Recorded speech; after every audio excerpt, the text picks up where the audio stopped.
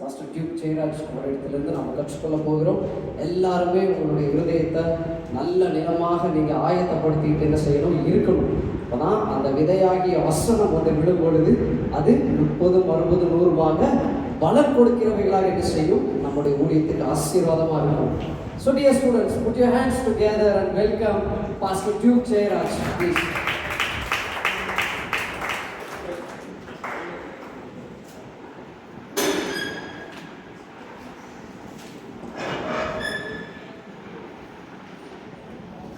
Praise the Lord. கர்த்தருக்கு மகிமை உண்டாவதாக. So let's pray before we do our afternoon Bible study in this wonderful spiritual emphasis week we are having. இந்த வேத பாடத்திற்கு போவதற்கு முன்பதாக நாம் தலைகளை தாழ்த்தி நாம் ஜெபிக்கலாம். God was speaking to you even through the quiz that you just had. நீங்கள் இப்போ கொண்ட அந்த வினாவிடையிலிருந்தும் கூட தேவன் உங்களோடு பேசினார். And now God is going to speak to you through the Bible study. ஆண்டவர் இப்போது வேத பாடத்தின் மூலமாக உங்களோடு பேச விரும்புகின்றார். Dear Heavenly Father, as we go through a passage of Scripture and as we meditate on it, study, I pray that you will speak to us, O Lord. ஆண்டவரே இயேசுப்பா, நாங்கள் இப்பொழுது கூட ஒரு வேத பகுதியை எடுத்து நாங்கள் படிக்க போகின்றோம். அந்த பகுதியிலிருந்து தேவன் தாமே எங்களோடு கூட பேசுகிறாங்க. Thank you, Lord, for telling us that man shall not live by bread alone, but by every word that proceeds from the mouth of God. மனுஷன் அப்பத்தினால் மாத்திரமல்ல, தேவனுடைய வாயிலிருந்து புறப்படுகின்ற ஒவ்வொரு வார்த்தையினாலும் பிழைப்பான் என்ற வசனத்திற்காக நாங்கள் நன்றி சொல்லுகின்றோம். I pray that we'll be like the Bereans who search the scriptures every day to see if what the preacher said was in line with the word of God. இந்த பெரேயா சபை மக்களைப் போலவே பிரசங்கியார் செய்யக்கூடிய ஒவ்வொரு வார்த்தைகளும் வேதாகமத்தின்படி இது எப்படி ஒத்திருக்கிறது என்று சொல்லி நாங்கள் ஆராயும்படிக்கு எங்களுக்கு உதவி செய்கிறார். Even as we go into one of the most saddest chapters in the scriptures, which records the most sinful acts, to learn holiness lessons, I pray that you'll speak to us.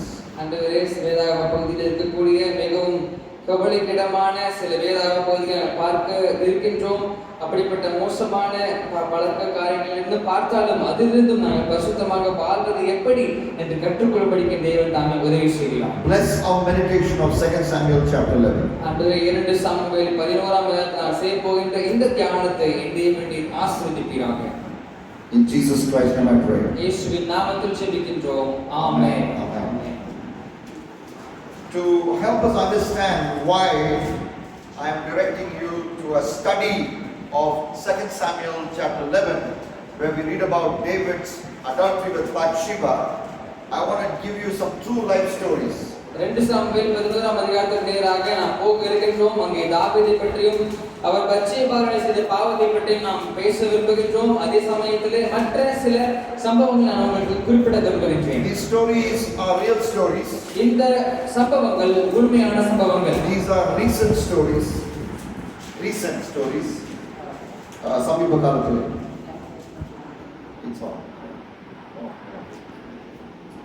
These are recent stories. இது மிகவும் அண்மை காலத்திலே நடந்த சம்பவங்கள். And they are from America.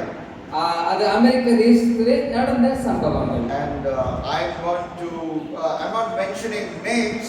நான் பெயரை குறிப்பிட விரும்பவில்லை. But I'm mentioning what really happened. ஆனால் உண்மையாகவே என்ன நடந்தது என்று சொல்ல விரும்புகின்றேன். There was a pastor's son in America. ஒரு பாஸ்டருடைய மகன் ஒருத்தர் அமெரிக்க தேசத்திலே இருந்தார். He was 24 years old. அவருக்கு 24 வயது. He was a helicopter mechanic. அவர் ஹெலிகாப்டரை மெக்கானிக்காக இருந்தார். Recently the police in America arrested him. அன்றைய காலத்திலே போலீசார் அவரை அரெஸ்ட் செய்திருக்கிறார்கள். And when they were searching his devices, அவர் பயன்படுத்தின கருவிகள் எல்லாம் அவர்கள் பார்க்க சோதனை செய்தார்கள். they found that many of his devices had child pornography. அவருடைய கையில வைத்திருந்த நிறைய மொபைல் போன்ஸ்ல மற்ற கருவிகள்ல குழந்தைகளை பற்றின ஆபாச படங்களை வைத்திருந்தார். And one of the descriptions of what he had, according to the police, I'm just reading out to you in English. It's an AI generated nude image of pregnant babies. அவர் எப்படிப்பட்ட பலனை பார்த்தார்னா குழந்தைகள் கர்ப்பமாக இருக்கக்கூடிய அப்படிப்பட்ட ஒரு விஷயங்களை ஏஐ மூலமாக அவர் கற்பனை செய்து பார்த்திருந்தார். And the police officers, very experienced people, they said in all the police career they have not seen such disturbing scenes in a person's computer or screen or laptop. இப்படிப்பட்ட மோசமான காரியங்களை நாங்கள் வேறு எந்த இடத்திலுமே நாங்கள் பார்க்கவில்லை என்று அந்த போலீசார்கள் சொன்னாங்க. And what was more shocking is in that computer they found videos of his own parents who were pastors with the world's leading Pentecostal denomination. Okay, in America, pastors of big church, and they found videos of the pastor and his wife, engaged in sexual activity in his laptop. அவருடைய laptop அவங்க சோதித்து பார்க்கும்போது தன்னுடைய தகப்பனா தன்னுடைய அம்மா அப்பா அவங்க ஒண்ணா இருக்கும்போது அந்த மாதிரி வீடியோக்களை அவங்க வைத்திருந்தாங்க. And his father was questioned. அவருடைய அப்பாவை பார்த்து இந்த கேள்வியை கேட்டாங்க. Like pastor, அவர் மிகவும் பெரிய ஒரு போதகராக இருந்தார். He came and stood in front of the congregation and said, அவர் சபைக்கு முன்பதாக வந்து சொன்னார். Very unwisely but not sinfully, he made several videos of he and his wife together in sexual union. But he said, I do not know how my son got a hand into it. அவர் சொன்னாரா நாங்க தான் அந்த வீடியோவை எடுத்தோம் ஆனால் எப்படி எங்க மகன் கைக்கு போனுச்சுன்னு தெரியாதுன்னு சொன்னார். A true story. அது உண்மையான ஒரு சம்பவம். I'll tell you another story. இன்னொரு சம்பவத்தை சொல்றேன். Again coming from recent American history. ரொம்ப குறுகிய காலத்துல நடந்த ஒரு விஷயங்கள். They call this preacher a magnetic Pentecostal preacher. ஒரு பிரசங்கியாரை நல்ல ஈர்ப்பு விசையோட இருக்கிற ஒரு போதகர் என்று சொல்றாங்க. He was known for fiery sermons on hell. நல்ல நரகத்தை பற்றி பயங்கரமான காரசாரமான பிரசங்கங்கள் செய்யக்கூடிய ஒரு நபர். And he had a life mission, he said. அவருக்கு ஒரு வாழ்க்கை ஊழியம் இருந்தது. To share the love of Jesus with children. இயேசுவின் அன்பை பற்றி குழந்தைகளிடத்திலே சொல்லும்படியான ஊழியத்தை கொண்டிருந்தார். Children saw this man committed for children's ministry, speaking in tongues, casting out demons, healing the sick. அவர் குழந்தைகள் மத்தியிலே அவர் அழகாக ஊழியம் செய்கின்றார், அவர் பிசாசுகளை துரத்துகின்றார், அருமையான ஊழியம் செய்கிறார் சொல்லி மக்கள் எல்லாம் பார்த்தார்களாம். But then 5 women came forward to say when they were little children, this man of God had sexually abused them. அப்புறம் இன்னொரு 5 தாய்மார்கள் வந்து சொன்னார்களாம் எங்களுடைய பிள்ளைகள் மற்ற குழந்தைகளோடு ஊழியம் செய்வேன் என்ற பெயரில் இவர் போய் அந்த 5 குழந்தைகளோடு கூட தவறான உறவில் இருந்திருக்கிறார். அந்த குழந்தைகளை கொடுமைப்படுத்தினார் சொன்னார். They stayed in a duplex house while his wife and children slept. He came down to molest a child whom he had given a refuge, and he would even turn on pornographic videos, watch it with that child and do unspeakable things to that child. அவங்க ஒரு பெரிய வீட்ல குடிந்தாங்களாம். மேல ஒரு மாடி கீழ ஒரு வீடு இருக்குதான். மேல அவங்க மனைவி அவங்கள இருக்காங்க. கீழ வந்து குழந்தைங்க கூட இருக்காரு. குழந்தைங்க முன்னாடி தவறான படங்களை பார்ப்பது, அந்த குழந்தைகளை மோசமாக வழியில நடத்துவது இப்படிப்பட்ட காரியங்கள் செய்து வந்தாங்க. These are unprintable things, but we need to talk about it because we don't want such things to be repeated time and again in our circles. And we don't want to see that happen in our own lives, and these are warnings for us. இப்படிப்பட்ட காரியங்களை பேசுவதும் கூட கொஞ்சம் கூச்சமாக தான் இருக்கின்றது. ஆனாலும் இப்படிப்பட்ட காரியங்களை பேசித்தான் ஆக வேண்டும். ஏனென்றால் நம்முடைய வட்டாரத்திலே இப்படிப்பட்ட காரியங்கள் இதற்கு பின்பாக நடக்கக்கூடாது என்ற எச்சரிப்போடு கூட பேச விரும்புகின்றேன். Inspired by the Holy Spirit, in 2 Samuel chapter 11, the Bible records a very similar story of God's choice instrument David committing adultery with Bathsheba. இந்த 2 சாமுவேல் 11ஆம் அதிகாரத்திலே பரிசுத்த ஆவியானவரோடு அவருடைய வெளிப்பாடோடு கூட எழுதப்பட்டிருக்கிறது. இங்கே தாவீது ஒரு பெண்ணோடு கூட அவன் தவறு செய்கின்றான். And from this dirty story we can learn holiness lessons. இங்கே இருக்கக்கூடிய மோசமான அழுக்கான இந்த பாடத்திலிருந்தும் கூட பரிசுத்தமாய் வாழ்வது எப்படி என்ற காரியத்தை கற்றுக்கொள்ள முடியும். And I want to use the outline DAVID. DAVID என்ற வார்த்தையிலிருந்து நான் பிரசங்க குறிப்புகளை கொடுக்க விரும்புகின்றேன். And I have it's a little longish Bible study, but let's see how much ground we cover. இது கொஞ்சம் பெரிய பைபிள் ஸ்டடி ஆகுது, ஆனாலும் எவ்வளவு தூரம் போக முடியுமோ அவ்வளவு தூரம். And I am attempting to study the entire chapter, which has 27 verses with you. 27 வசனங்கள் இருக்கின்றது. இந்த 27 வசனத்தையும் உங்களோடு கூட சேர்ந்து நான் தியானம் பண்ண விரும்புகின்றேன். First, D, delegating David. முதலாவது டெலிகேட்டிங், அதாவது தன்னுடைய அதிகாரத்தை மற்றவர்களுக்கு கொடுக்கக்கூடிய தாவீது. The Bible says in 2 Samuel chapter 11, in the spring of the year, the time when kings go to battle, David sent Joab and his servants with him and all Israel. அங்கே பார்க்கின்ற மறு வருஷம் ராஜாக்கள் யுத்தத்திற்கு புறப்படும் காலம் வந்தபோது தாவீது யோவாபையும் அவனோடு கூட தன் சேவகரையும் இஸ்ரவேல் அனைத்தையும் அம்மோன் புத்திரரை அழிக்கவும் ரப்பாவை முற்றுகைப்படும் அனுப்பினான் என்று பார்க்கிறோம். It is a time for war. அது ஒரு யுத்த காலமாக இருந்தது. David sent Joab. அங்கே தாவீது போயிருக்க வேண்டும், ஆனால் யோவாபை அனுப்புகின்றான். There are many ways to look at it. Bible scholars look at this differently. வேதாகம நிபுணர்கள் வித்தியாசமான கண்ணோட்டத்தில் இந்த பகுதியை பார்க்கின்றார்கள். It is also, one view is that David was just delegating responsibility as a leader because he doesn't want to be doing, going in the war front every war, and he wants to see how his second line leadership fight wars. அங்கே ஒரு கூட்டத்தார் இப்படியாக சொல்றாங்க, தாவீது போக வேண்டிய போர் தான், ஆனாலும் தனக்கு அடுத்த தளபதி அவர் எப்படி போர் செய்கின்றார் என்பதை சோதித்து பார்ப்பதற்காக தனக்கு இருந்த அதிகாரத்தை யோவாபிற்கு கொடுத்து அனுப்பியதாக ஒரு கூட்டத்தார் இப்படி பார்க்கின்றார். Look at 2 Samuel chapter 10 and verse 7. 10ஆம் அதிகாரம் 7ஆம் வசனத்தை நீங்க பாத்தீங்க அப்படினா 2 Samuel 10 verse 7, and when David heard of it, he sent Joab and the host of mighty men. அது பார்க்கின்ற மாதிரி தாவீது கேள்விப்பட்ட போது யோவாபையும் பராக்கிரமசாலியாகிய சமஸ்த ராணுவத்தையும் அனுப்பினான். In 2 Samuel chapter 11 he committed adultery. இங்க 11ஆம் அதிகாரத்துல அவர் பாவம் செய்கிறார். He did not go for battle and he committed adultery. அவர் போருக்கு போகாதனால அவர் பாவம் செய்ய நேரிட்டது.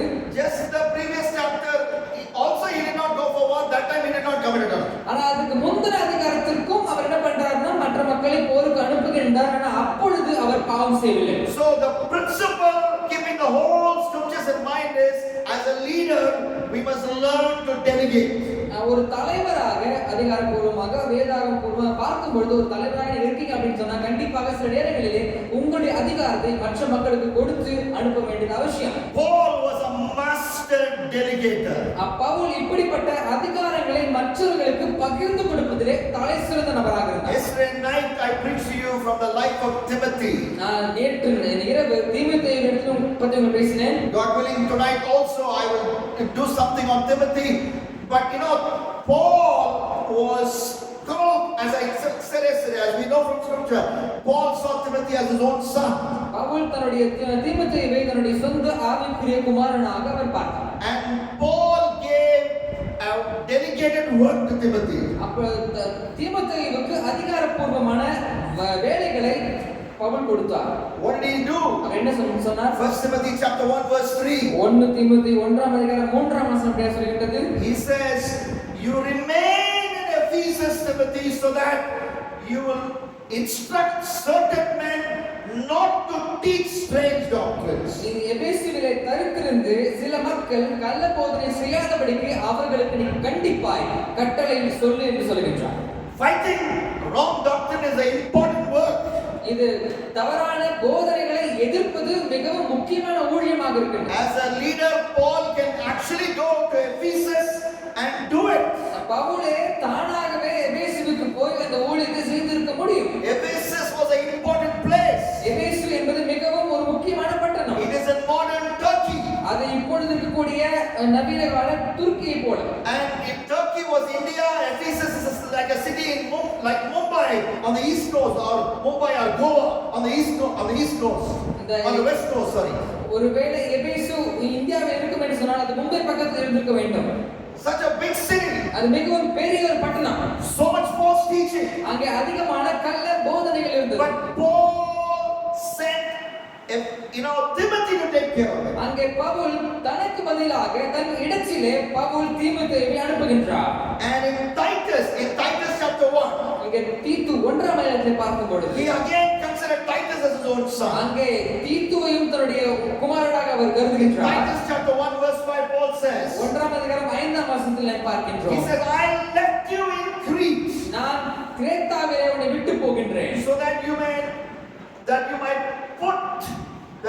put in order and appoint elders in every town. ஒவ்வொரு பட்டணத்திலும் காரியங்களை ஒழுங்குபடுத்தவும் அதே சமயத்திலே மூப்பர்களை ஏற்படுத்தவும் நான் உன்னை கிரேத்தா தீவிலே விட்டு வந்தேன் என்று சொல்கிறார். And Crete is like how we have Sri Lanka below India. Crete was below the country of Greece. It was a beautiful island. It was full of immoral people. We understand that from Titus chapter 1 verse 12. There, Paul sent Titus to stay there and organize a church, not just one place, but in the entire island. எப்படி இந்தியாவிற்கு கீழே ஸ்ரீலங்கா இருக்கின்றதோ அதே போல Greece தேசத்திற்கு கீழே ஒரு சின்ன தீவு தான் அந்த கிரேத்தா தீவு என்பது. அங்கே மிகவும் மோசமான வாழ்க்கை வாழ்ந்து கொண்டிருந்த மக்கள் இருந்தார்கள். And there he wanted, Titus to conduct a church which spread across that city, having elders in all these congregations. அங்கே அந்த தீவிலே தான் பவுல் தீத்துவை அனுப்பி அங்கே மூப்பர்களை ஏற்படுத்தும்படிக்கு ஊழியம் செய்யும்படிக்கு விட்டு வருகின்றார். God has already made you a leader. ஆண்டவர் ஏற்கனவே உங்களை ஒரு தலைவராக மாற்றி இருக்கின்றார். And when you are leading, நீங்கள் தலைமைத்துவத்தில் இருக்கும் பொழுது you have heard this famous steps in leadership. நீங்க இந்த படிநிலையை நீங்க ஏற்கனவே கேள்விப்பட்டிருப்பீர்கள். You see a good leader, நீங்க ஒரு நல்ல ஒரு தலைவரை பார்ப்பீங்கன்னு சொன்னா and you copy the leader. அந்த தலைவரை பார்த்து நீங்கள் காப்பி பண்ண வேண்டும். And that leader will now watch you do that. அந்த தலைவர் நீங்க செய்யக்கூடியதை அவர் பார்ப்பார். And if there is any correction, he will give you the correction. ஒருவேளை ஏதாவது மாற்றங்கள் இருக்கும் என்று சொன்னால் அவர் உங்களுக்கு அந்த திருத்தங்களை கொடுப்பார். Then you do what that leader taught you to do without that leader being present around you.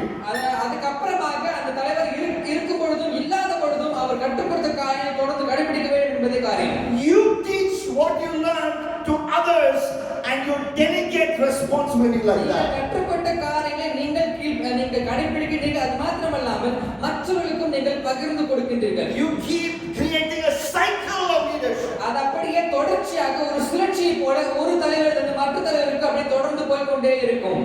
That's something which I really appreciate in the leadership of Reverend John Prakasam. Reverend John Prakasam அவர்கள் தலைமைத்துவத்திலிருந்து நான் இந்த காரியத்தை நான் பாராட்டுகின்றேன். I have been in Gurgaon in the church that he leads. அவர் குர்காவன் சபைக்கு நான் போயிருக்கின்றேன். I see several second line leaders there. அங்கே இரண்டாம் நிலை தலைவர்கள் நிறைய பேர் இருக்காங்க. Here it's been my privilege to work along with several second line leaders. That is so much so only for very important matters I have to directly contact Pastor John. நிறைய இங்க இந்த காலேஜ்லயும் கூட நிறைய இரண்டாம் நிலை தலைவர்கள் இருக்காங்க. ஏதாவது முக்கியமான விஷயம் நம்ம தான் அவரை கான்டாக்ட் பண்றேன். To delegate the responsibility that God gave you to responsible second line leadership is something very biblical. Delegating David. நமக்கு இருக்கக்கூடிய காரியங்களை மற்ற இரண்டாம் நிலை தலைவர்களுக்கு அவர்களுக்கு அதிகாரத்தை கொடுப்பது பகிர்ந்து கொடுப்பது முக்கியமான விஷயமாக இருக்கு. One more D, we are still in the D, drowsy David. இங்கே தூங்கு மூஞ்சி தாவீது என்று சொல்ல விரும்புகின்றேன். Drowsy David. இங்கே தூங்கு மூஞ்சி டேவிட் என்று சொல்ல விரும்புகின்றேன். 2 Samuel chapter 11 verse 2. இரண்டாம் வசனத்தை நாம் பார்க்கின்றோம். It happened late one afternoon. ஒரு நாள் சாயங்காலத்திலே when David arose from his couch. தன் படுக்கையிலிருந்து எழுந்து. When did you get up, David? நீங்க எப்பப்பா தூக்கத்துல எழுந்திருப்பீங்க? He got up in late one afternoon. சாயங்காலத்துல அவர் தூங்கி எழுந்திருக்கிறார். It was perhaps he was sleeping through the night, all through the morning, and he got up late in the afternoon. ஒருவேளை அவர் night படுத்து அப்படியே காலையில எழும்பாம சாயங்காலம் எழும்பி இருந்திருக்கலாம் என்று நினைக்கின்றேன். Was he working in any call center? அவர் அதாவது கால் சென்டர்ல ஒர்க் பண்ணிட்டு தான் night. Was he a nurse doing night duty? Night டியூட்டியா பார்த்துட்டு இருந்தாரு. Was he a father of a newborn with a baby crying the night all through the night? Night ஃபுல்லா அழுதுட்டு இருக்கக்கூடிய ஒரு கை குழந்தை அவருக்கு இருந்துச்சு. I remember when I was in Hyderabad working in a call center trying to start G4 Mission. My daughter was 1 year old and I came from night duty at 5:30. I'm supposed to sleep. My daughter was crawling at that time, would never allow me to sleep. She would climb on my topper and put her fingers, angelic little fingers, onto my eyes and wake me up. நான் G4 ministry தொடங்க ஆரம்பிக்கும் போது ஒரு கால் சென்டர்ல work பண்ணிட்டு இருந்தோம். அப்பொழுது என்னோட பாப்பாக்கு 1 வயசு. அப்போ தவிழ ஆரம்பிச்சிருந்தா. நான் சாயங்காலம் வேலையை முடிச்சு வந்து தூங்கலான்னு பார்த்தா நைட் எல்லாம் தூங்க விட மாட்டா. என்னுடைய நெஞ்சு மேலே உட்கார்ந்துட்டு அவ கண்ணை குத்திட்டே இருப்பா. I got up and I loved spending time with her. அவங்க கூட நேரம் செலவு எனக்கு மிகவும் பிடிக்கும். But then down the line, I felt drowsy working in my workplace because I didn't get enough rest during the day. அதே சமயத்துல தூக்கமும் அவசியம். ஏன்னா காலையில வேலை செஞ்சு தூங்கணும், அடுத்த நாள் புத்துணர்ச்சியாக. And day came and I resigned that job. அதனால அந்த வேலையை நாங்கள் நிறுத்திவிட்டோம். So I tell her, I don't know whether God told me to resign or not, but you made me resign, and this is a great blessing because the way God is taking care of me now is better than, it is an international bank, it's called HSBC. Is better than what HSBC ever took care of me. And God called me through your poking fingers. நான் மகளை பார்த்து சொல்லுவேன், ஆண்டவர் இந்த வேலையை விட சொன்னாரோ இல்லையோ, நீ பண்ண அட்டகாசத்தினால தான் நான் வேலையை விட்டேன். ஆனாலும் நான் கால் சென்டர்ல இருந்தபோது சம்பாதித்தது அதை காட்டிலும் ஆண்டவர் இப்பொழுது மேன்மையாக வைத்திருக்கின்றார். அதனால் தேவனுக்கு நன்றின்னு சொல்லுவேன். David sleeping and getting up late one afternoon. இங்கே தாவீது தூங்கி சாயங்கால வேளையிலே அவன் எழும்புகின்றான். There's a man of God who wrote a commentary studying the Bible. His name is Matthew Henry. Matthew Henry என்பவர் நமக்கு எல்லாம் பரிச்சயப்பட்டவங்க தான். அவங்க வேதாகமத்தை படிச்சு காமெண்ட்ரி எழுத ஆரம்பித்தார்கள். As Tamilians, as Indians, as cricket fans, we know Matthew Hayden played for CSK. Matthew Hayden அப்படிங்கிற CSK க்கு விளையாண்டாருன்னு உங்களுக்கு எல்லாம் தெரியும் நினைக்கிறேன். When I got onto the flight to come and preach here yesterday, I had the joy of meeting him and giving him a gospel tract. When I told him I was a pastor, he put his arms around me, and I also gave the tract to Partha Patel and my son Twin. They are going to Gujarat because they are two now coaching Gujarat team. We know Matthew Hayden, but what about Matthew Henry, the Bible commentator? நாங்கள் இந்த கோயம்புத்தூருக்கு வரும்பொழுது அந்த பிளேயரை நாங்க பார்த்து அவருக்கு tracks கொடுத்து வந்தோம். We know Matthew Hayden, but do you know Matthew Henry? நமக்கு Matthew Hayden பத்தி நல்லா தெரியும். Matthew Henry பத்தி உங்களுக்கு தெரியுமா? Matthew Henry writing about commenting on 2 Samuel chapter 11. 2 Samuel 11ஆம் அதிகாரத்தை பற்றி அவர் எழுதுகின்ற வார்த்தை 2ஆம் வசனத்திலே he said the bed of sloth is often the bed of lust. Meaning a lazy man will become a lustful man. அங்கே சொல்லுகிறார், ஒரு சோம்பேறியின் படுக்கை பாவத்தின் படுக்கையாக மாறும் என்று அவர் அங்கே எழுதுகின்றார். Yes, the bed of sloth is very often the bed of lust. Matthew Henry wrote. சோம்பேறியின் படுக்கை பாவ பழக்கத்தின் படுக்கையாக மாறும் என்று சொல்லுகிறார். Jesus talked about this phenomenon. ஆண்டவர் இயேசு தன்னுடைய காரியங்களை பற்றி சொல்லுகிறார். இதை குறித்து பேசினார். Matthew chapter 12. Matthew 12ஆம் அதிகாரம் 43 onwards. 43ஆம் வசனத்திலிருந்து unclean spirit goes out of a man. ஒரு அசுத்த ஆவி ஒரு மனுஷனை விட்டு வெளியே போகும்போது and that man's house or heart becomes unoccupied. அவருடைய வீடு அது ஜோடிக்கப்பட்டிருக்கிறது, ஆனால் வெறுமையாக இருக்கின்றது. Matthew 12:44. 44ஆம் வசனத்திலே பார்க்கிறோம். Swept and unoccupied and put in order. அது கூட்டி பெருக்கப்பட்டு ஜோடிக்கப்பட்டிருக்கின்றது, ஆனால் அது வெறுமையாக இருக்கின்றது. What happens in verse 45? Matthew 12:45. 5ஆம் வசனத்திலே என்ன நடக்கிறது? The devil that went out from this man, அவனுக்குள்ளேந்து வெளியே போன அந்த அசுத்த ஆவி திரும்ப வந்து பார்த்து takes along with itself 7 other spirits more wicked than itself. தன்னிலும் மிகவும் மோசமான 7 ஆவிகளை கொண்டு வந்து அங்கே இருக்கின்றது. And goes back to that same house. திரும்பமாக அது வந்த இடத்திற்கே அது போகின்றது. That empty house. அது வெறுமையான வீடு. And starts to live there. அங்கே தொடர்ந்து சஞ்சரிக்க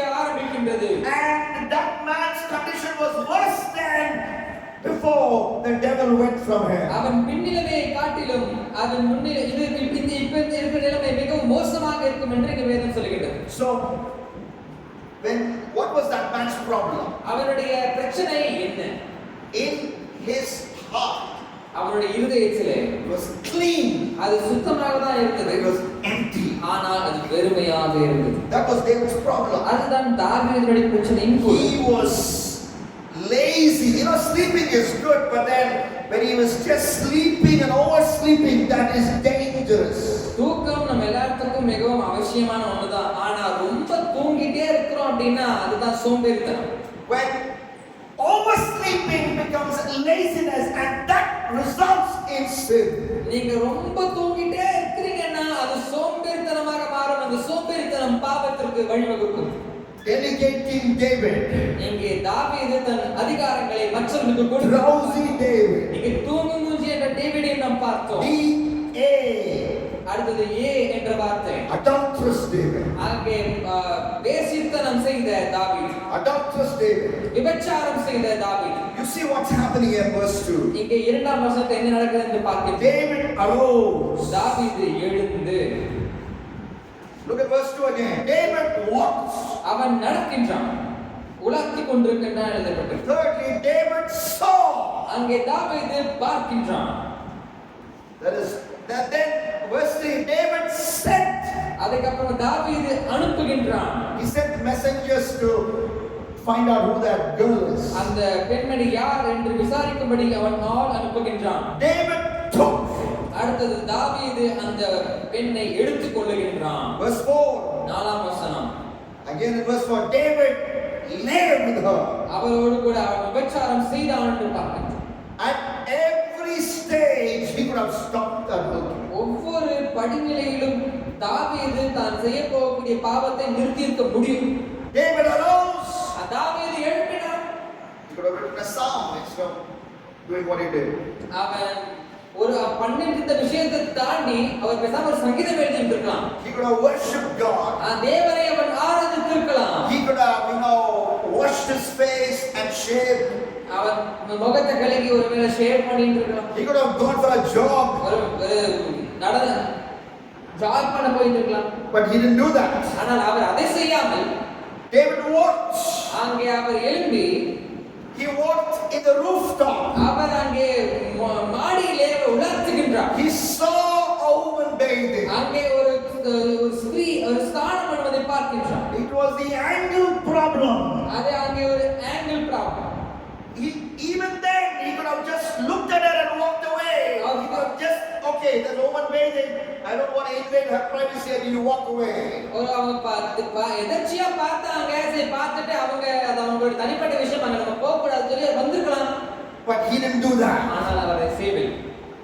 And then David sent messengers. அடுத்ததாக விசாரிக்கும்படி அவன் ஆள் அனுப்புகின்றான். He found out who the woman is. அந்த பெண்மணி யார் என்று தெரிந்து கொள்கின்றான். I'll talk about this a little later. அதுக்கப்புறமாக நான் பேசுகின்றதை பற்றி. And then David took her. அங்கே தாவீது அவளை எடுத்துக் கொள்கின்றான். And David lay with her. அதுக்கப்புறமாக தாவீது அவளோட விபச்சாரம் செய்கிறான். Now sin always progresses like this. எப்பொழுதுமே பாவம் கொஞ்சம் கொஞ்சமாக தான். Proverbs chapter 7. நீதிமொழிகள் 7ஆம் அதிகாரம். We read about a young man. அங்கே ஒரு வாலிபனை பற்றி பார்க்கின்றோம். Read the full chapter. அந்த அதிகாரத்தை நீங்க வாசிச்சு பாருங்க. He was walking towards that. அந்த பரஸ்திரியின் வீட்டினருகே அவன் நடந்து போகின்றான். Walking. அவன் நடக்கிறான். Secondly, he was kissing her sexually. He was kissing her. அவளை தவறான விதத்திலே அவளை முத்தம் செய்கிறான் என்று பார்க்கின்றோம். And thirdly, he was sleeping with her. மூன்றாவதாக அவளோடு கூட விபச்சாரம் செய்வதை பார்க்கின்றோம்.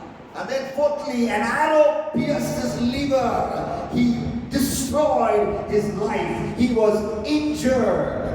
Four things happened. கடைசியாக பார்க்கின்றோம் அவன் ஈரலை ஒரு அம்பு பிளந்தது. அவன் வாழ்க்கை மோசமாக மாறினது என்று பார்க்கின்றோம். He went to Sheol, which Bible scholars say is a rough Old Testament word for hell. அங்கே ஷியோல் என்று பழைய பாட்டில் சொல்லப்படுகின்றது. அப்படின்னா பாதாளம் என்று சொல்லுகின்றது. அவன் பாதாளத்திற்கு போனான் என்று பார்க்கிறோம். It started with just a stroll. அங்கே சும்மா நடந்து போனதுதான் அப்படிதான் ஆரம்பிக்குது. David arose, nothing wrong with that. அங்கே தாவீது படுக்கையிலிருந்து எழும்புகின்றான். அது எந்த தப்புமே இல்லை. David walked, nothing wrong with that. தாவீது உப்பருகையிலே நடக்கின்றான். அதுவும் பிரச்சனை இல்லை. David saw it, that was just a glance instead of a gaze. Nothing wrong with that. ஒரு எதர்ச்சியா ஒரு பார்வை பார்க்கிறார். அதுவும் தப்பு கிடையாது. The bird can fly over your head, but the bird should not sit on your head, make a nest and lay eggs on your head. தலைக்கு மேல பறவை பறப்பதை நம்மால் தடுக்க முடியாது. ஆனால் பறவை நம்ம மேல வந்து உட்கார்ந்து கூடு கட்டுற வரைக்கும் ஆனா அதை தடுக்கிறதுக்கு வாய்ப்பு அதிகமாக இருக்கிறது. So David committed adultery. இங்கே தாவீது விபச்சாரம் செய்தான். You know, as we see that he was walking on the roof. அவன் அங்கு உப்பருகையிலே நடக்கின்றான் பார்க்கின்றோம். King Nebuchadnezzar also walked on the roof. அவன் Nebuchadnezzar. நேச்சாரம் அந்த உப்பருகையில் நடக்கின்றான். Daniel chapter 4. தானியேல் 4ஆம் அதிகாரத்தில் 28 to 33. 28 ல 33 வரை. David fell into adultery when he was walking on the roof. உப்பருகையில் நடக்கும் பொழுது தாவீது பச்சைமாரிடத்திலே விபச்சாரம் செய்யப்படுகின்றான். But Nebuchadnezzar fell into the sin of pride. அங்கே நேபுகாத்நேச்சார் உப்பருகையில் நடக்கும் பொழுதுதான் அவன் பெருமை பாவத்தை அடைகின்றான். Daniel 4:33 he says, "Is this the great Babylon I have built as a royal residence by my mighty power for the glory of my majesty?" He said. அவன் சொல்லுகின்றான், என்னுடைய பிரஸ்தாபத்தினாலே என்னுடைய மகிமையினாலே நான் கட்டின மகா பாபிலோன் அல்லவா என்று தனக்குள்ளே அவன் பெருமைப்படுகின்றான். Nebuchadnezzar fell into pride when he looked at the majesty of the city of Babylon. அங்கே பாபிலோனை பார்க்கும்படிக்கு அவன் உப்பருகையில் நடந்த பொழுது அவன் பெருமை என்ற பாவத்திலே விழுந்தான். In Acts chapter 10 verse 9, Peter was walking on the roof. அங்கே அப்போஸ்தலர் 10ஆம் அதிகாரம் 9ஆம் வசனத்தை பார்க்கின்றோம். பேதுரு உப்பருகையில் நடக்கின்றான். He was praying. அவன் ஜெபிக்கின்றான். God took some wrong ideas that he had in his head which prevented him from preaching the gospel to the Gentiles. புறஜாதி மக்களுக்கு பிரசங்கிக்க கூடாதபடிக்கு அப்படிப்பட்ட மனநிலைமையை தேவன் மாற்றினார். You know, when you interpret the Bible, நீங்க வேதாகமத்தை வியாக்கியானம் பண்ணும் பொழுது don't interpret it stupidly. நீங்க முட்டாள்தனமாக அதை வியாக்கியானம் பண்ணக்கூடாது. David walked in the roof terrace. I also will not walk on the roof terrace. நீங்க தாவீது உப்பருகையில் நடந்துதான் பாவம் பண்ணாரு, அதனால நானும் நடக்க மாட்டேன் அப்படின்னு சொல்ல வேண்டாம். Because there are characters who walked in the terrace and committed sin, and there are characters who walked in the terrace and got close to God as well. சில பேர் உப்பருகையில் நடந்து பாவம் பண்ணவங்களும் இருக்கிறாங்க, அதே மாதிரி இந்த மாதிரி நடந்து தேவ சமூகத்தில் கிட்டி சேர்ந்தவர்களும் இருக்கிறாங்க. You know, when recently there was a full moon, we went to the terrace, we went to the roof of our house, put a mat, and we looked at the moon and we had a time of prayer. That was wonderful. பௌர்ணமி சீக்கிரம் ரீசெண்டா வந்தது. அப்பொழுது நாங்க எங்க மாடியில போய் ஒரு mat போட்டு அங்க உட்கார்ந்து நாம் ஜெபித்தோம். அது மிகவும் அருமையான ஒரு அனுபவமாக இருந்தது. And then I called my daughter and I told her to look at the moon and what appeared to be like mountains in the moon, and I had a talk with her about the majesty of God's creation, how He created the moon and all these stars. It was a wonderful daddy-daughter conversation I had. It happened at the terrace. நானும் என்னுடைய மகளும் இதை பற்றி பேசிக் கொண்டிருந்தோம். அந்த சந்திரனில் இருக்கக்கூடிய மலை போன்ற காரியங்களை பற்றி பேசிக் கொண்டிருந்தோம். தேவன் எப்படி இவ்வளவு அழகாக ஒவ்வொரு காரியத்தையும் படைத்து வைத்திருக்கிறார் சொல்லி நாங்கள் பேசிக் கொண்டிருந்தோம். அதுவும் ஒரு உப்பருகையிலே ஒரு மோட்டில் நடந்த விஷயம் தான். Here the Bible says David inquired about the woman. இங்கே தாவீது அந்த பெண் யார் என்று விசாரிக்கும்படி ஆள் அனுப்புகிறான். In the modern context, it is, you know, it comes under it enters the world of sexting or having inappropriate conversations with a woman you are not married to. நீங்கள் உங்களுக்கு திருமணம் ஆகாத வேறொரு சகோதரியோடு கூட வேறொரு பெண்ணோடு கூட நீங்கள் தவறான விதத்திலே நீங்கள் ஃப்ளர்ட் பண்றது மாதிரி நீங்க மெசேஜ் பண்றீங்கன்னா அதுதான் இப்படி விசாரிக்கும்படியான காரியம்னு சொல்லுகிறேன். It's a sin against God. அது தேவனுக்கு விரோதமான பாவம். Nehemiah chapter 6. அங்க நெகேமியா 6ஆம் அதிகாரத்தை பார்க்கிறோம். Verses 1 through 4. 1 முதல் 4 வரை. 1 through 5. 1 முதல் 5 வரை. Nehemiah and his team are rebuilding the walls of Jerusalem. அங்கே நெகேமியா போய் அந்த எல்லா அலங்கத்தையும் அவன் பரிசோதனை பண்ணி பார்க்கிறான். As he's building, 3 or 4 people come to meet him. 3 பேர் 4 பேர் அவரை வந்து சந்திக்க வராங்க. The local leaders. அங்க இருக்கக்கூடிய local leaders. They say, Nehemiah, we want to talk to you. அங்க சொல்றாங்க, நெகேமியா நான் உங்கிட்ட பேசணும்பா.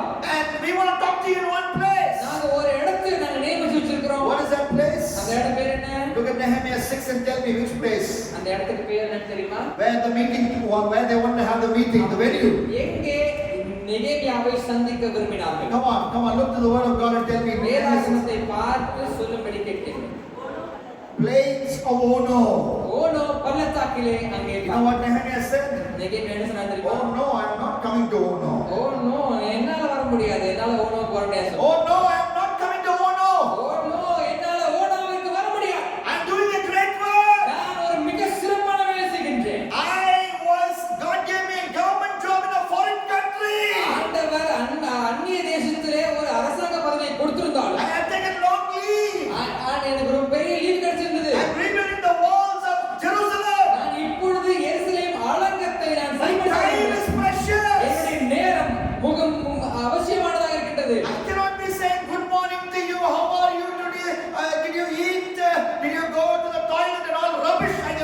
talking with you. என்னால் எனக்கு நேரம் மிகவும் முக்கியமாக இருக்கின்றது. அப்படிப்பட்ட விலையுள்ள நேரத்தை குட் மார்னிங், எப்படி இருக்கீங்க, சாப்பிட்டீங்களா, அங்க போனீங்களா, இங்க போனீங்களான்னு நேரம் செலவு செய்வதற்கு என்னிடத்தில் நேரம் இல்லை.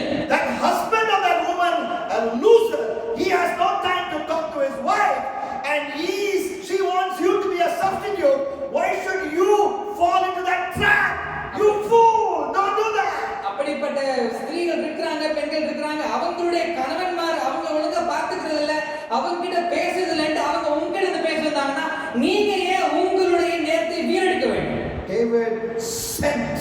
That was the start of the adultery. ஆள் அனுப்புகின்றான் பாவம் செய்வதற்காக. Delegating David. இங்கே தாவீது அதிகாரத்தை பகிர்ந்து கொடுத்தான். Drowsy David. தாவீது ஒரு தூங்கு மூஞ்சியாக இருந்தான். Adulterous David. தாவீது விபச்சாரக்காரனாக இருந்தான். Appa disciplined David. அதுக்கப்புறமாக another A, அப்பா disciplined David. அவன் ஒழுக்கத்திற்கு மீறி நடந்தான். அப்பாவினாலே சிட்சிக்கப்பட்ட தாவீது. அப்பா disciplined David. தேவன் அவனை சரிப்படுத்துகின்றார். 2 Samuel 11:5. அங்கே 16ஆம் அதிகாரம் 5ஆம் வசனத்தை பார்க்கின்றோம். What does the Bible say? வேதம் என்ன சொல்கிறது? The woman conceived. அங்கே அந்த மகள் கர்ப்பம் தரிக்கிறாள். Bathsheba conceived. அங்கே பத்சேபாள் கர்ப்பம் அடைகிறாள். The BBC website says, BBC என்ற வலைதளம் சொல்கிறது, when a man and a woman have a sexual intercourse, ஒரு ஆணும் ஒரு பெண்ணும் ஒன்றாக இருக்கும் பொழுது there's only 1 in 20% chance of a pregnancy. 1 in 20, the ratio of a chance of a woman becoming pregnant. 20% பார்க்கும் பொழுது 20ல 1 எப்படியாவது அந்த பெண் கர்ப்பம் அடைவதற்கு வாய்ப்பு இருக்கிறது. But that woman became pregnant. இங்கே அந்த ஸ்திரீ கர்ப்பம் அடைகிறாள். David had one encounter with her and she became pregnant. அந்த பத்சேபாள் கூட அவன் தப்பு செய்கின்றான், அதுக்கப்புறமாக அவன் கர்ப்பம் தரித்து விட்டான். It is an act of God, because so many times men and women have sexual encounters, women don't become pregnant always. இங்கே நிறைய நேரங்களிலே ஆணும் பெண்ணும் ஒன்றாக இருந்தாலும் நிறைய நேரங்களிலே பெண் கர்ப்பம் தரிப்பதில்லை. ஆனால் இங்க ஒரே ஒருத்தர் தான் தப்பு பண்ணாங்க, ஆனால் நம்ம கர்ப்பம் தரித்து நான் நினைக்கிறேன் தேவன் தான் அதை பண்ணிருப்பாங்க. You know, we sing eloquently about how God keeps his word. It is true. I'll tell you how he keeps his word. ஆண்டவர் எப்படி தன் வார்த்தையை காப்பாற்றினார். நல்ல பாட்டெல்லாம் பாடுறோம், ஆனா இதை நான் உண்மையாக சொல்ல விரும்புகிறேன். Without twisting or messing up, he keeps his word. I'll tell you how he keeps his word. அவர் தன்னுடைய வார்த்தையை எப்படி சொல்லுகின்றாரோ அந்த ஒரு வார்த்தையை பிசையாமல் அவர் பாதுகாத்து வருகிறார். 2 Samuel 7:14. அங்கே 14ஆம் வசனத்தை பார்க்கின்றோம். Why is 2 Samuel important? 2 Samuel ஏன் முக்கியம்? In terms of covenant, அது the history of covenants in the Bible. உடன்படிக்கை பற்றி பார்க்கும் பொழுதும் அது மிகவும் அவசியம். 2 Samuel 7:7, God is making a covenant with David. இங்கே தாவீதோடு கூட ஆண்டவர் 7ஆம் அதிகாரத்திலே உடன்படிக்கை செய்கின்றார். And that covenant, verse 14, is very, very important. 14ஆம் வசனம் மிகவும் முக்கியமான வசனம். 2 Samuel 7:14. 14ஆம் வசனத்திலே I பார்க்கிறோம். will be to him a father. நான் அவனுக்கு பிதாவாய் இருப்பேன். He shall be to me a son. அவன் எனக்கு குமாரனாய் இருப்பான். When he commits iniquity, அவன் அக்கிரமம் செய்தால் I will send him straight to hell. Bible says that. உடனே நரகத்துக்கு அனுப்பிடுன்னு சொன்னாரா? And he will burn forever and forever. அவன் எப்போதுமே எரிஞ்சிட்டே போட்டும். What did God say? அவன் என்ன சொன்னாரு? When he commits iniquity, அவன் அக்கிரமம் செய்தால் I will discipline. நான் அவனை விலாச்சினாலும் மனுபுத்திர அடினாலும் தண்டிப்பேன் என்று சொல்லி. How will he discipline? எப்படி தண்டிப்பார்? I will come from heaven, நான் பரலோகத்தில் இறங்கி வருவேன் stand சொன்னாரா? in front of him, அவன் முன்னாடி நின்று and give him a slap. நல்ல ஒரு கருத்து ஒரு அரவணைன்னு சொன்னாரா? No, that is not how he always disciplines, and he may never discipline him. அப்படி ஒருபோதும் அவர் பண்ணுவது இல்லை. You will have sex with a girl, நீங்க ஒரு பொண்ணு தப்பா இருந்தீங்க, God will ensure that girl becomes pregnant. அந்த பொண்ணு கர்ப்பம் தரிப்பதை ஆண்டவர் பார்ப்பார். You will stay with a girl in a hotel, there police will come. நீங்க ஒருவேளை ஒரு பொண்ணு கூட நீங்க ஹோட்டல்ல இருந்தீங்கன்னா போலீஸ்காரங்க He is very creative the way God disciplines. ஆண்டவர் நம்மை சீர்திருத்தக்கூடிய காரியம் கூட ஆக்கப்பூர்வமாக இருக்கு. You thought that sin was secret, அந்த பாவம் மறைமுகமானதா ரகசியமா யாருக்கும் தெரியாது நினைச்சு நீ, and God exposes it. ஆனால் தேவன் அந்த பாவத்தை வெளிப்படுத்துவார். Thank God he exposed it. ஆண்டவர் அதை வெளிப்படுத்துவதற்காக நன்றி சொல்லுகின்றேன். Again, this story, real story happened in America. திரும்பமாக ஒரு அமெரிக்க தேசத்திலே இப்படிப்பட்ட ஒரு This சம்பவம் is not நடந்தது. a Pentecostal denomination. This is another great denomination where lots of Bible believing churches are linked up all over the world. நிறைய விசுவாச மக்கள் இருக்கக்கூடிய ஒரு மிகப்பெரிய ஸ்தாபனம். This man was almost called the prince of preachers. அவர் பிரசங்கத்திற்கு ஒரு மிக இளவரசர் என்ற பட்டத்தை பெறக்கூடிய அளவிற்கு அவர் He was having an affair தன்னுடைய மகள் வயதில இருந்த ஒரு ஒரு பொண்ணு கூட அவர் தப்பாக இருந்திருக்கின்றார். But then the truth came out. அப்ப அந்த உண்மை வெளியே வந்து விட்டது. And because it came out, வெளியே வந்ததனால he had to confess. தன்னுடைய பாவத்தை அறிக்கை செய்ய நேர்ந்தது. And they asked John MacArthur, a great Bible teacher, about this incident. John McArthur கூடிய மிக சிறந்த ஒரு வேதாகம ஆசிரியர் அவர் பார்த்து இந்த சம்பவத்தை பத்தி என்ன கேட்டாங்க. A man who preached the Bible one verse at a time, one passage at a time, and known as one of history's greatest Bible teachers. அவர் ஒவ்வொரு வசனத்தையும் தனித்தனியாக வியாக்கியானம் பண்ணி மிக அழகாக போதிக்கக்கூடிய ஒரு பிரசங்கியா. We may not agree with him, but we can learn from it. Everything, we may not agree everything, but we can learn from it. அவர் சொல்லக்கூடிய எல்லா விஷயத்தையும் நம்ம ஏத்துக்க முடியாது, ஆனாலும் சில விஷயங்கள் உண்டாகும் நல்லதாக. He said, "Oh, you're asking me about this preacher," and he named the preacher. அவர் இந்த பிரசங்கியாரை பத்தி தான் கேட்கிறேன் சொல்லி அவர் பேர் சொன்னார். And his news came out, and you're talking about that, right? இந்த செய்தி வெளிய வந்ததுக்கு அப்புறமா அந்த போதகத்தை பத்தி கேட்டார். He said it's a blessing. நான் சொன்னேன், அவர் சொன்னாரமா இது ஒரு ஆசீர்வாதம். Because that preacher can repent.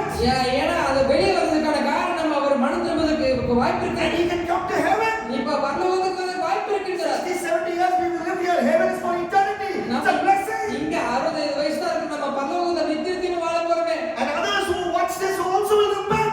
நீ இதை பார்க்கக்கூடிய மற்றவர்களும் மனம் திரும்புவதற்கு ஏதுவாக இருக்கும் என்று சொன்னார். Abba disciplined David. அப்பா இப்படியாக தாவீதை அவர் சீர்திருத்துகின்றார். Delegating David. முதலாவது தாவீது அதிகாரங்களை கொடுக்கின்றான். Drowsy David. தூக்கமுஞ்சியான தாவீதாக இருக்கின்றார். Adulterous David. விபச்சார தாவீதாக இருக்கின்றார். Abba disciplined David. அடுத்ததாக அப்பாவே தாவீதை சரிப்படுத்துகின்றார். E A, and now we come to V. அடுத்ததாக V என்ற வார்த்தை எழுத்துக்கு நேராக For V, I want to go to W.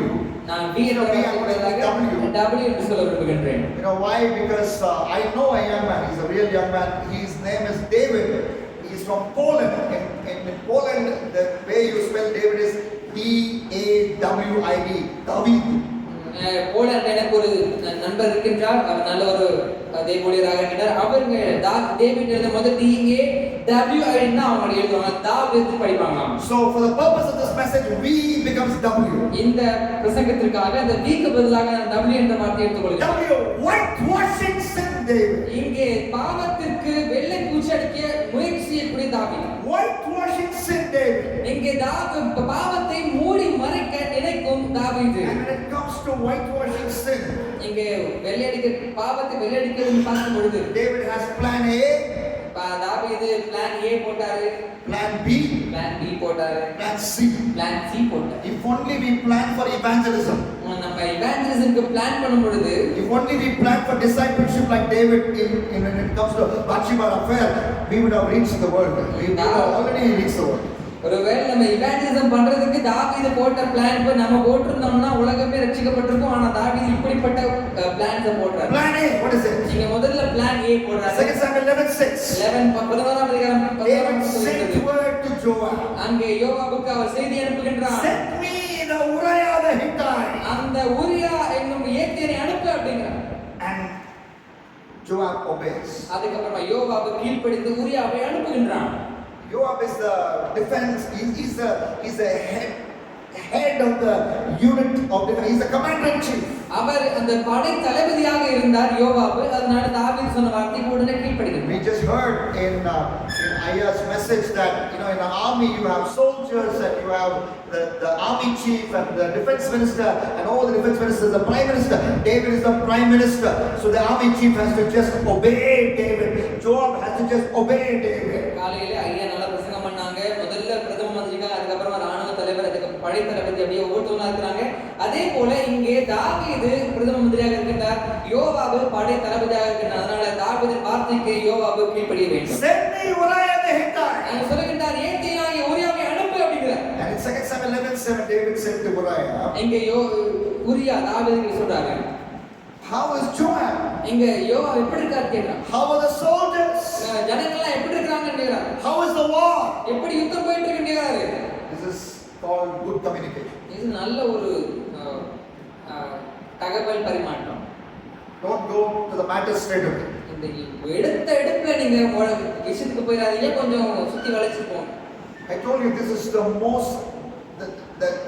chapter with the most dirty things happening in the whole Bible. இந்த அதிகாரத்திலே மிகவும் மோசமான சம்பவம் நடக்கின்றது. But when we meditate on it with the light of the entire Bible, we have holiness lessons. அதே சமயத்துல வேதாகம் முழுவதும் பார்க்கும் பொழுது இந்த அதிகாரத்துல நிறைய பரிசுத்தமான பாடங்களை நாம் எடுத்துக்கொள்ளலாம். 2 Samuel 11:8. இங்க 8ஆம் வசனத்தை பார்த்து David speaking to Uriah. அங்கே தாவீது கிட்ட உரியா சொல்கிறார், Go down to your house and wash your feet. நீ போய் வீட்டுக்கு போய் உன் பாதங்களை சுத்தப்படுத்த சொல்கிறார். Not only that, அது மாத்திரமல்ல, he gives him an expensive gift. அவன் நல்ல உச்சிதமான பதார்த்தங்களை கொடுக்கின்றான். Maybe in the modern terms, he's giving him an expensive watch. நல்ல ஒரு எக்ஸ்பென்சிவான விலை உயர்ந்த ஒரு watch, Or he's getting him iPhone 17 Pro Max 512 GB phone. iPhone 17 Pro Max 512 RAM. I have been watching you, Uriah. நான் உன்னை பார்த்துட்டே இருக்கிறேன் உரியா. Very good fighter. நல்ல சூப்பரா சண்டை போடுறப்பா. Very bold. நல்ல தைரியமா இருக்கிற. Very obedient to Joab. கீழ்ப்படிந்தவனா இருக்கிற நீ. So my government wants to honor you. அதனால என்னுடைய அரசாங்கத்துக்கு உனக்கு ஒரு வெகுமதி. So this is a gift. அதனால இது உனக்கு ஒரு வெகுமதியா So வெச்சுக்கோ. what did he think? அவன் என்ன பண்ண What நினைச்சிருப்பான்? is planning? அவன் என்ன பிளான் பண்ணிட்டு இருக்கான்? Take the gift and run. நீ இப்ப அந்த எடுத்துட்டு நீ வீட்டுக்கு போவான்னு அவன் நினைச்சிட்டு இருந்தான். The gift and run home and be with his wife. அவர் தனக்கு கிடைச்ச வெகுமதி பெருசு நினைச்சிட்டு சந்தோஷத்தோட வீட்டுக்கு போய் அவர் மனைவி கூட இருந்திருப்பார் நினைச்சிருப்பான். And immediately you have a sexual union with his wife. அதனோட மனைவியோட கூட சேர்ந்திருப்பார் நினைச்சிருந்தார். She's already pregnant and there will be a confusion with regard to the pregnancy. ஏற்கனவே அவ கர்ப்பம் அடைஞ்சிருக்கிறா. இவனும் போய் இருந்தானா எந்த ஒரு பிரச்சனையுமே இருக்காது. யாருக்கு எந்த டவுட்டும் வராது நினைச்சிட்டு இருந்தான். But Uriah did not do that. ஆனால் உரியா அதை செய்யவில்லை. Uriah became a preacher. அங்கே உரியா பிரசங்கியாராக மாறினார். We thought he was a soldier. முதல்ல நாம் நினைச்சோம் அவர் ஒரு ராணுவ அதிகாரி. But he's also a good preacher. அவன் நல்ல ஒரு பிரசங்கியாரும் கூட. You know, you can be a soldier and a preacher. நீங்களும் ஒரு போர் அதிகாரியாகவும் இருக்க முடியும், பிரசங்கியாராகவும் இருக்க முடியும். 2 Samuel 11:9. 9ஆம் வசனத்திலே பார்க்கின்றோம். You know what he said? என்ன சொன்னா தெரியுமா? 2 Samuel 11:9 and 10. 9:10 பார்க்கின்றோம். You know, he didn't go to his wife. ஆனாலும் ஊரியா தன் வீட்டிற்கு போகாமல் And he slept there. ராஜ அரண்மனையின் வாசலிலே. And the next day also he slept there only. அடுத்த நாளும் ராஜ அரண்மனையிலே அவன் படுத்துக் கொள்கின்றான். And then David asked a question. அதுக்கப்புறமா தாவீது கேள்வி கேட்கிறாரு. Have you not come from a journey? நீ பெரிய பயணத்துல இருந்து வந்திருக்கல்லப்பா. Why don't you go down to your நீ house? வீட்டுக்கு போலாம்ல அப்படிங்கறாரு. To that Uriah replied in verse 11. அதுக்கு ஊரியா பதில் சொல்றாரு 11ஆம் வசனத்துல. When my brothers are in battle, என்னுடைய சகோதரர்கள் எல்லாம் யுத்தம் பண்ணிட்டு இருக்காங்க. how can I be in bed? நான் எப்படி போய் படுக்கையில இருக்க முடியும்? When my brothers are in battle, என்னுடைய சகோதரர்கள் யுத்த காலத்துல கஷ்டப்படுறாங்க. how can I be in bed with my wife? நான் எப்படி போய் என் மனைவியோட கூட சந்தோஷமா இருக்க முடியும்? It's not wrong to be in bed with my wife. என்னுடைய மனைவி கூட இருக்கிறது நான் தப்புன்னு சொல்றேன். But the timing is my brothers are in ஆனா battle. அந்த நேரம் மிகவும் மோசமான நேரமாக இருக்கின்றது. He's preaching. அவர் பிரசங்கம் பண்ணுகின்றான். Then he moves to the next plan. அடுத்த கட்டத்திற்கு போகின்றான். He makes him drunk. Verse 13. 13ஆம் வசனத்தை பார்க்கின்றோம். அவனை குடிக்க அவனை ஏவுகின்றான். David made him drunk. அவன் நல்லா குடிச்சு வெறிக்க செய்கின்றான். But even after getting drunk, குடிச்சு வெறிச்சதுக்கு அப்புறமாவும் Uriah does not go to his house. ஊரியா வீட்டுக்கு போக மறுத்தான். Backslided Uriah. அங்கே ஊரியா பின்னடிக்கிறான். He's backslidden, yes. அவன் குடிச்சு வெறிச்சதுனால அவன் ஒரு வேளை பின்னெடுத்திருக்கலாம். But still, he still does not go back. ஆனாலும் அவன் வீட்டிற்கு போக விரும்பவில்லை. Plan B also fails. Plan B யும் இங்க சொதப்பலாயிடுச்சு. And Plan C involves writing a letter. அதுக்கு அடுத்ததாக Plan C யோவாவுக்கு ஒரு கடிதம் எழுதுகின்றார் தாவீது.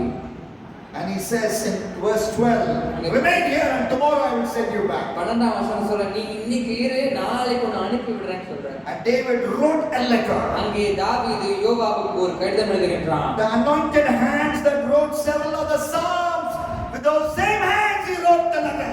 நிறைய தீர்க்க தரிசனமான நல்ல அபிஷேகம் நிறைந்த சங்கீதங்களை எழுதின அதே கை இப்பொழுது பாவமான ஒரு கடிதத்தை எழுதுகின்றது. You know, when you stand before a crowd and start to speak, you'll find the Holy Spirit putting words in your mouth, and you see that you are an orator. God is making you an orator. நான் இங்க ஒரு மக்கள் மக்கள் மத்தியில நீங்க முன்னாடி நின்று நீங்க பிரசங்கம் பண்ணும் பொழுது பரிசுத்த ஆவியானவர் உங்களை அபிஷேகம் பண்ணுவார். அப்பொழுது நீங்க நல்ல பேச்சாளராக மாற முடியும். But that same skill you should not use to, to tempt a girl with your loving, flowery words. Use your God-given talent for God-given words, not unholy words. ஆண்டவர் உங்களுக்கு என்று கொடுத்த தாளந்துகள், திறமைகளை அவருடைய மகிமைக்கு என்று மாத்திரம் பயன்படுத்துங்கள். அந்த தாளந்துகளை வைத்து நீங்கள் தவறு செய்வதற்கோ தப்பாக பேசுவதற்கோ நீங்கள் இந்த தாளந்துகளை பயன்படுத்தக்கூடாது. The author of Psalms, several Psalms, David writes a letter. இங்கே நிறைய சங்கீதங்களை எழுதினவன் இப்பொழுது ஒரு கடிதம் எழுதுகிறான். Uriah on the forefront where the fighting of the battle is the hardest and எங்கே the fiercest. That's what the letter said. இந்த கடிதத்தில் எழுதுகிறான், எங்கே யுத்தம் மும்முரமாக இருக்கின்றதோ அங்கே முன்னாடி போய் உரியாவை நிறுத்து என்று சொல்கிறான். And then withdraw suddenly, let the others withdraw, and Uriah will be the place where the fighting is the fiercest. When others around him withdraw, he will be killed. உரியாவை முன்னாடி சண்டை போடுறதுக்கு கூட்டிட்டு போயிட்டு அவன் சண்டை போட விட்டுட்டு மத்தவங்க எல்லாம் பின்னாடி வந்துருங்க, அவன் சாகட்டும்னு சொல்றான்.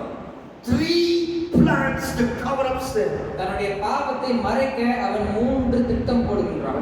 All he needed to do was to repent and say, I'm sorry, Lord. அவன் செய்ய வேண்டியதெல்லாம் ஒன்றே ஒன்றுதான், ஆண்டவரே நான் தப்பு பண்ணிட்டேன், மனம் திரும்பியிருக்க வேண்டும். And that's what we need to do. அதான் நாம் செய்ய வேண்டும். When we sin against God, நாம் தேவனுக்கு விரோதமாக பாவம் செய்தால், instead of having cover up plan 1, நீங்க பிளான் தப்பா பிளான் போடுறதை விட்டுட்டு cover up plan 2, நீங்க இதை எப்படி மூடி மறைக்கலாம் பிளான் 1, cover up plan 3, இதை எப்படி மூடி மறைக்கிறது plan B, just say, I'm sorry. இப்பெல்லாம் பண்றதை விட்டுட்டு நீங்க ஆண்டவர் பார்த்து, ஆண்டவரே I have sinned. நான் பாவம் பண்ணிட்டேன், Lord, forgive me. என்ன மன்னிங்க ஆண்டவரே. Whitewashing sin, David. இப்படி தாவீது தன்னுடைய பாவத்தை அவன் பூச்சி போட அவன் நினைத்தான். So ID, D-A-V-I-D is the next 2 letters. Let me do it quickly. அதுக்கு அடுத்ததாக ID என்ற எழுத்து வருகின்றது. Inconvenient word for getting David. தாவீதுக்கு அசௌகரியமான செய்தி வருகின்றது. செய்தியை மறக்கிறவன். Inconvenient word of God for getting David. அங்கே தாவீது அப்படி செய்தியை மறக்கூடியவனாக இருக்கின்றான். 2 Samuel 11:20th verse. 20ஆம் வசனத்திலே பார்க்கின்றோம். No, Joab imagines that David will say this to him. Joab imagines that David will say this to him. யோவாபு கற்பனை பண்ணி பார்க்கின்றான், தாவீது இந்த வார்த்தையை என்ன பார்த்து சொல்லுவாருன்னு அவன் கற்பனை பண்றான். What has happened? என்ன நடந்துச்சு? Uriah has died in the battle. அங்கே உரியா யுத்தத்திலே கொலை செய்யப்பட்டான். And where did he die? அவன் எங்க செத்து போனான்? He went so close to the enemy. அவன் எதிரிகள் பக்கத்துல போயிட்டான். And there in that spot, very close to the enemy, he died. அங்கே யுத்தம் மும்முரமாக இருந்த இடத்திலே அவன் மரித்து போனான். So Joab imagines David will be doing a Bible study to him.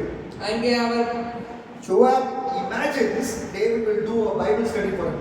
இப்பொழுது அவர் ஏன் இப்படி பண்ணலன்னு சொல்லி யோவாபுக்கு ஒரு வேத பாடத்தை எடுக்க போறாருன்னு சொல்லி நினைச்சிட்டு எழுதுறார். Because he knows his boss very much. ஏன்னா அவருடைய தலைவரை பத்தி நல்லா யோவாபுக்கு தெரியும். Everything Bible will come. எப்ப எல்லா இடத்துலயுமே வேதாகமத்தை பேசுவார். So what did he say? இப்ப என்ன சொல்றாரு? Verse 20. 20ஆம் வசனத்துல பார்க்கிறோம். He will ask, why did you go so near the city to fight? ராஜாவுக்கு கோபம் எழும்பி நீங்க ஏன் பட்டணத்துக்கு இவ்வளவு கிட்ட போனீங்க? You did not know they will shoot you from the wall. அங்க ரொம்ப தூரத்துல இருந்து ஆலங்கத்திலிருந்து எய்வான்னு உங்களுக்கு தெரியாதா? And then he will quote the Bible. வசனத்தை பார்த்து சொல்லி கேட்பாரே. Verse 21. Who killed Abimelech the son of Jerubbaal? எருபெசேதின் குமாரன் அபிமெலேக்கை கொன்றது யார்? Did not a woman cast the upper millstone on him from the wall so that he died at Thebes? தேபேசிலே ஒரு எந்திரக்கல்லின் துண்டை அவன் மேல் போட்டதனாலே அல்லவோ அவன் செத்தான். Why did you go near the wall? நீங்க ஏன் ஆலங்கத்துக்கு கிட்ட போனீங்க? So Joab imagines his boss will do Bible study, reminding him of an inconvenient Bible passage. நான் இப்படிப்பட்ட காரியங்களை யோவாபு கற்பனை செய்கிறான். இந்த செய்தியை சொன்னோம்னா தாவீது நமக்கு ஒரு வேத பாடத்தை எடுப்பாரே, நீங்க ஏன் போனீங்கன்னு சொல்லி கேட்பாரே நினைச்சிட்டு இருக்கிறான். But I have a question. எனக்கு ஒரு கேள்வி இருக்கின்றது. No, David, தாவீது instead of doing all this, it's not a Bible study he did, but he imaginary Bible study. It's not happened. Joab thinks David would have done this Bible study. But then I am thinking David could have done a Bible study thinking of all the inconvenient Bible passages which he forgot when he committed adultery with Bathsheba. இங்கே உண்மையாகவே தாவீது இப்படி யோவாபிட்ட கேள்வி கேட்கல, யோவாபாக கற்பனை செய்து கொண்டிருக்கான். ஆனால் உண்மையாகவே தாவீது தனக்கு முன்னாடி நடந்த மோசமான காரியங்களை அவர் நினைவுபடுத்தி இருந்திருந்தான். ஆனால் இந்த பாவத்தை அவர் செய்திருக்க மாட்டான். David could have done a Bible study for himself where he would have studied inconvenient, hard to digest Bible passages, and he could have done Bible study for himself. பேசுவதற்கு மிகவும் கஷ்டமான சில வேதாகம பகுதிகளை அவனே படித்திருந்தானால் இந்த பாவத்துக்குள்ளே அவன் போயிருக்க மாட்டான். For example, he would have taught about Exodus 20:14. 20 யாத்ராகமம் 24 வசனத்தை பற்றி அவன் எடுத்து பார்த்திருக்கலாம். What is Exodus 20:14? அங்கே என்ன பார்க்கின்றோம்? Do not commit adultery. அங்கே விபச்சாரம் செய்ய பாவம் செய்யாதிருப்பாயாக என்று He எழுதப்பட்டிருக்கிறது. would have thought about Exodus 20:17. 20ஆம் அதிகாரம் 17ஆம் வசனத்தை பார்த்திருக்கலாம். You shall not covet your neighbor's wife. உன்னுடைய பக்கத்து அயலானுடைய மனைவியை இச்சியாதே என்ற வார்த்தை இங்கே வருகிறது. You shall not covet your neighbor's wife, even if you just saw her taking a bath from your balcony. நீ அவள் பலகணியிலிருந்து பார்த்திருந்தாலும் அப்படிப்பட்ட அவருடைய அயலானை மனைவி இச்சித்திருக்க கூடாது என்று வேதம் நமக்கு எச்சரித்திருக்கும். All those passages he forgot, all those inconvenient truth bringing passages David forgot. அந்த சமயத்திலே தனக்கு அவசரத்தை கொடுக்கக்கூடிய வேதாகம பகுதிகளை அவன் அந்த நேரத்திலே மறந்து போனான். But these passages when in God's inconvenient passages stored in our heart, those passages keep us holy. நீங்க இப்படிப்பட்ட சம்பவங்களை நீங்கள் ஞாபகம் வைத்துக் கொள்ளும் பொழுது அது உங்களை பரிசுத்தமான வாழ்க்கை வாழ்வதற்கு உதவி செய்யும்.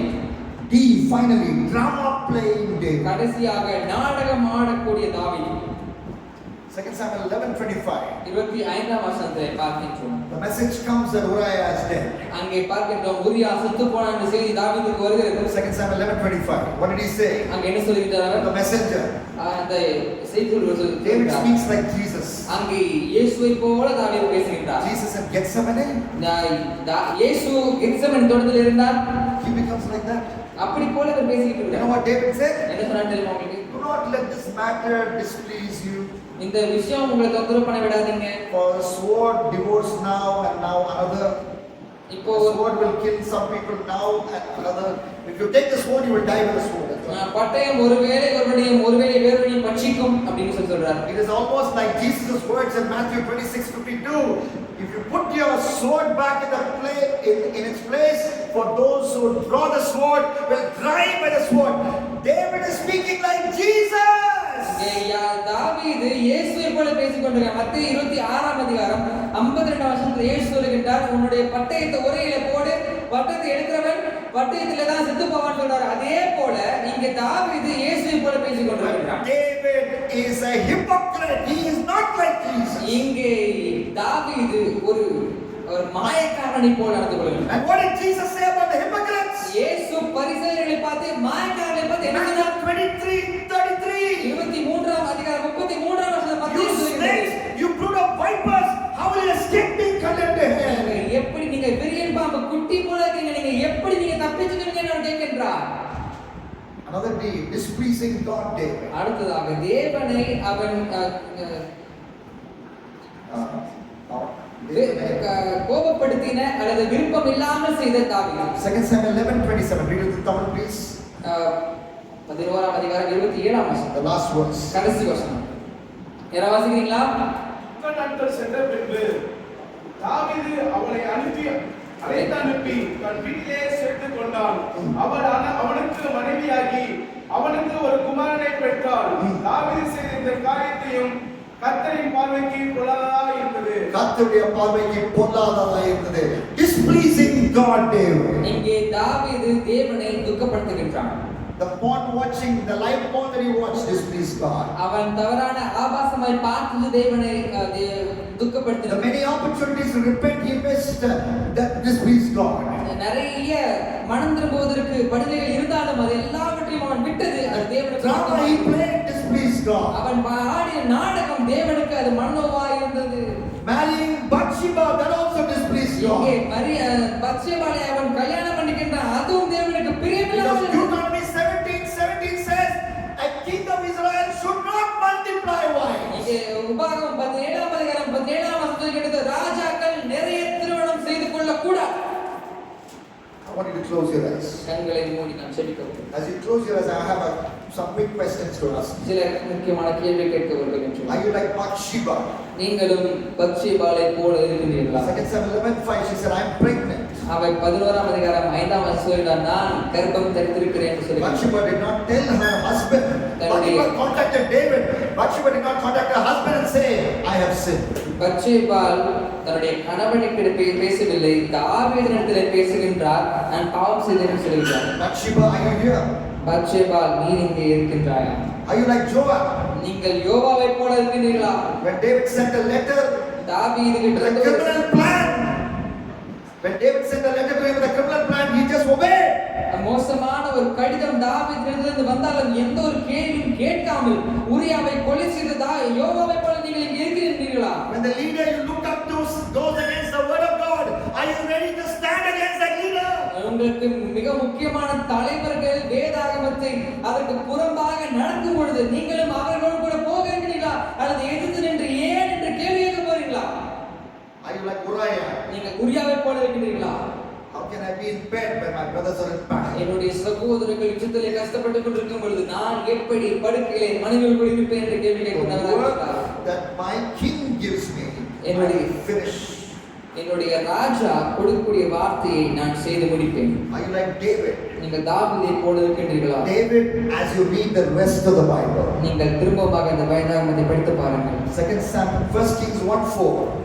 ஒன்று ராஜாக்கள் 1ஆம் அதிகாரம் 4ஆம் வசனம். David sees another beautiful girl. இன்னொரு ஸ்திரீயை அவன் பார்க்கின்றான். First beautiful girl, Abishai. முதலாவது அபிஷாய் என்ற பெண்.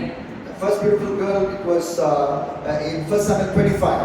முதல் 1 சாமுவேல் 25ஆம் அதிகாரத்திலே முதல் பெண்மணி Abigail. அபிகாய் என்ற பெண்மணி. David married her. தாவீது அவளை திருமணம் செய்து He கொண்டான். was not bachelor at that time. அவள் அப்பொழுது திருமணம் ஆயிருந்தாள். Second beautiful girl, Bathsheba. இரண்டாவது பத்சேபாள் என்ற பெண். David killed அவன் அங்கே her husband and married her. உரியாவை கொலை செய்து மனைவியாக்கி கொள்கிறான். But the third beautiful girl, மூன்றாவது அழகான பெண்மணி Abishai. Abishai. David did not commit adultery with her. அவரோடு கூட அவள் தவறு செய்யவில்லை. David was repentant. அங்கே தாவீது ஏற்கனவே மனம் திரும்பி இருந்தான். Put a hand over your heart உங்க இதயத்துல கை வச்சுக்கோங்க. and say, Lord, ஆண்டவரே, I may have goofed up, நான் ஒரு வேலை தப்பு பண்ணியிருக்கலாம், but I want to take a U-turn like David. இப்பொழுது தாவீதை போலவே மனம் திரும்ப வருகிறான். First two beautiful girls, he failed. முதலா பார்த்த இரண்டு பெண்மணிகள்ட்ட அவன் தப்பு பண்ணிட்டான். The third beautiful girl came. ஆனா மூன்றாவது பெண்மணி வரும்பொழுது The word says in 1 Kings 1:4, ஒன்று ராஜாக்கள் 1ஆம் அதிகாரம் 4ஆம் வசனத்திலே பார்க்கின்றோம். he did not touch her the wrong way. அந்த சகோதரியை அவன் தவறாக தொடவில்லை. He kept himself away. அவன் தன்னை பாதுகாத்துக் கொண்டான். Help me to be holy, Lord. எங்களையும் பரிசுத்தமாக இருக்கும்படி எங்களுக்கு உதவி செய்யுமா. Continue to speak to me from 2 Samuel. தொடர்ந்து ஆண்டவரே இந்த 2 சாமுவேல் பகுதியிலிருந்து எங்களோடு கூட பேசுவீராக. Continue to speak to me from 1189 chapters of the Bible. Help me to meditate deeply. ஆண்டவரே தொடர்ந்து ஒவ்வொரு அதிகாரத்திலிருந்தும் எங்களோடு கூட பேசி எங்களை இன்னும் அதிகமான ஆழமான தியானத்திற்கு நேராக கொண்டு செல்வீராக. I don't want to end up like the first two people we talked about in this message. ஆண்டவரே நாங்கள் பார்த்த முதலாவது 2 நபர்களை போல நாங்கள் இருக்க விரும்பவில்லை. Help us, Lord. எங்களுக்கு உதவி செய்யுமா. In Jesus' name. இயேசுவின் நாமத்தில் ஜெபிக்கின்றோம். Amen. ஆமென். ஆமென். நல்ல உற்சாகமாக அருமையான வார்த்தையை நமக்கு பகிர்ந்து கொடுத்தார். அந்த சவாலிடும் வார்த்தைகள் கர்த்தர் தாமே அவரை ஆசீர்வதிப்பாராக. நமக்கு இப்ப பிரேக்.